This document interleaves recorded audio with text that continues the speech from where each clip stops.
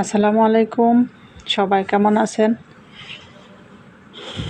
আশা করি সবাই ভালো আছেন। এই তো আমি লতা রান্না করব। পানি উঠে গেলে আমি লতাগুলো সিদ্ধ করে নেব।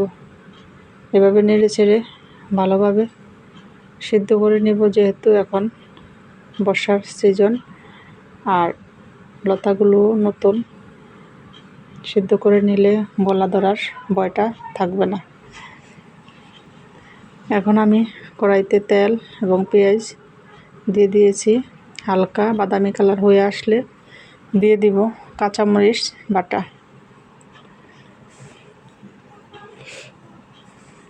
যে যেখান থেকে ভিডিও দেখছেন, আশা করি ফুল ভিডিও দেখবেন।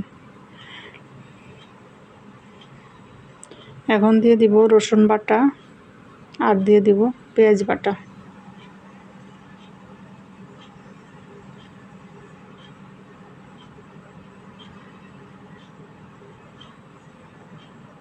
নেড়েচেড়ে মশলাগুলো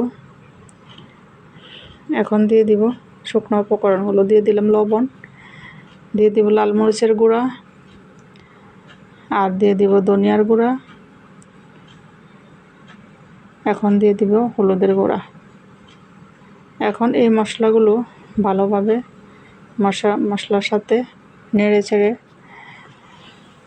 মিশিয়ে আমি হাফ কাপের মতো পানি দিয়ে দিব।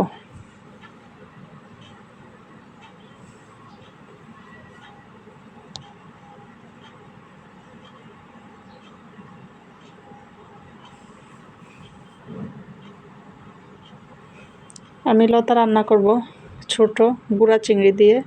এখন আমি গুঁড়া চিংড়ি দিয়ে দিব মশলার সাথে। চিংড়িগুলো নেড়ে চেড়ে ভালোভাবে মশলার সাথে মিশিয়ে ঢাকনা দিয়ে রাখবো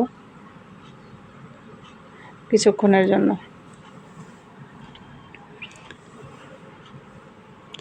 এই তো আমার চিংড়িগুলো কষানো হয়ে গিয়েছে। এখন আমি চিংড়ির সাথে লতার সাথে যেহেতু কাঁঠালের বিচি দিব, কাঁঠালের বিচিগুলো আমি একটু আগে দিব। কাঁঠালের বিচিটা যেহেতু একটু সিদ্ধ হতে সময় নেবে, এই কারণে আমি 2 মিনিট চিংড়ির সাথে দিয়ে ঢাকনা দিয়ে রাখবো।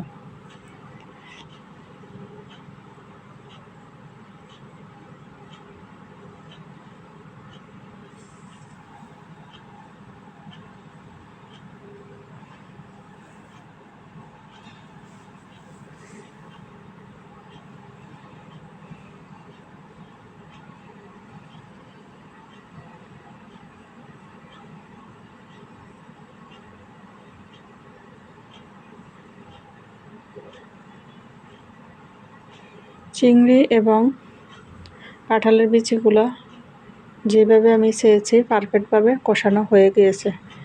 এখন আমি লতাগুলো ঢেলে দিয়ে দিয়েছি। লতাগুলো এভাবে সুন্দর করে নেড়ে চেড়ে মশলার সাথে মিশিয়ে আবারও আমি ঢাকনা দিয়ে রাখবো কিছুক্ষণের জন্য।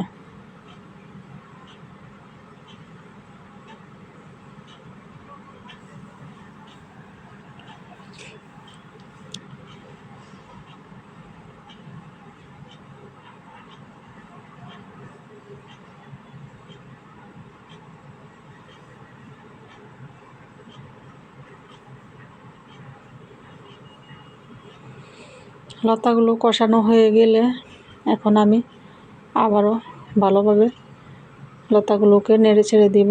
যেহেতু লতা কড়াইতে লেগে যাওয়ার চান্স থাকে, একটু পরপরই নেড়ে ছেড়ে দিতে হবে, দেখতে হবে কড়াইতে লেগে যায় কিনা। একদমই চুলার আঁচ মিডিয়াম রাখতে হবে। এখন আমি 1 কাপ পানি দিয়ে দিব। লতাগুলো যেহেতু নতুন এবং একদমই কচকচে, বেশি সময় লাগবে না লতা সিদ্ধ হতে।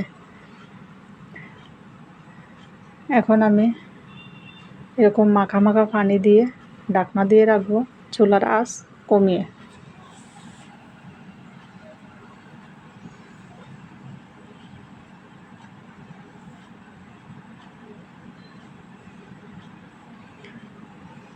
এই তো আমার লতা ভালোভাবেই সিদ্ধ হয়ে গিয়েছে।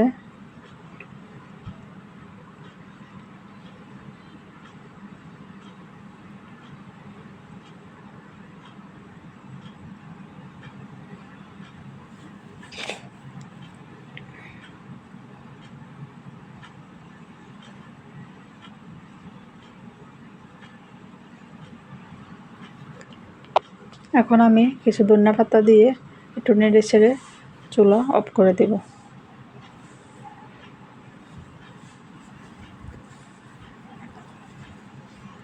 সবাই ভালো থাকবেন। আল্লাহ হাফেজ।